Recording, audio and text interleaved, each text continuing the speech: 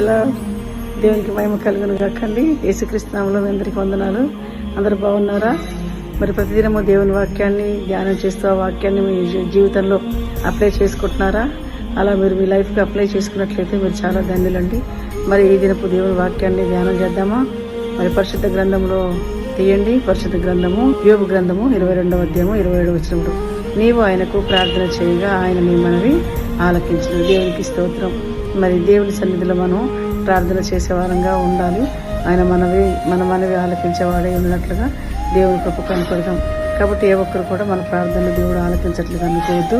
ప్రతి ఒక్కరు కూడా ప్రార్థన ఎందుకు విశ్వాసం కలిగి నమ్మకం కలిగి విశ్వాసంతో దేవుడిని అడిగితే తప్పకుండా నీ యొక్క ప్రార్థనకు జవాబిచ్చి నీ మనవి ఆలకించి మరి నీ యొక్క కోరికను తృప్తిపరిచే దేవుడై ఉన్నాడు. ఈ ఉదయకాలము అటు వాగ్దానం నీ పక్షంగా నా పక్షంగా మనందరి పక్షంగా దేవుడు నెరవేర్చాలని కోరుకుంటూ నా మాటలు ముగిస్తున్నాను. దేవుడి మాటలు దీవించగాక ప్రార్థన చేసుకుందాం. పరిశుద్ధమైన తండ్రి, ప్రేమ కలిగిన దేవా, నీకు వందనాలు. ఈ యొక్క నూతన దినాన్ని బట్టి స్తుతులయ్యా.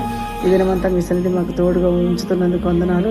మరి నాయన నీ సన్నిధిలో నేను ప్రార్థన చేసినప్పుడు నీ మనవి నేను ఆలకిస్తానని మీరు వాగ్దానం చేసిన రీతిగా మేము చేస్తున్న ప్రతి ప్రార్థనకు మీరు జవాబు అనుగ్రహించి అయ్యా మరి తండ్రి మా మనవులు ఆలకించి మాకు నాయన మీ కార్యాలు తండ్రి మెండుగా జరిగించమని ప్రార్థిస్తున్నాం.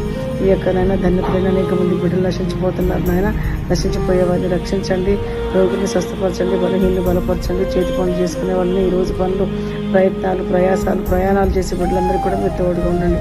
అయ్యా అన్ని విషయాల్లో మీ సహాయం దయచేయమని మహిమ పొందమని క్రీస్తునామంలో ప్రార్థన చేసి అడిగి వేడుకొని పొందుకొని ఉన్నాను పరమ తండ్రి. ఆమేన్. ప్రైజ్ అండి. God bless you.